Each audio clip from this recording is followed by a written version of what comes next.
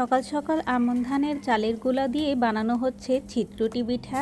সাথে থাকছে নিজেদের পালের দেশি মোরগ ভুনা।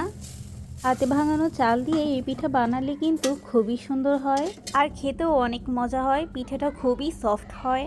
সামান্য একটু তেল দিয়ে দিলে পিঠাটা খুব সুন্দর উঠে আসে। এটা কিন্তু অপশনাল, আপনাদের কড়াইটা তেল তেলে থাকলে তেলটা দেওয়ার কিন্তু প্রয়োজন পড়বে না।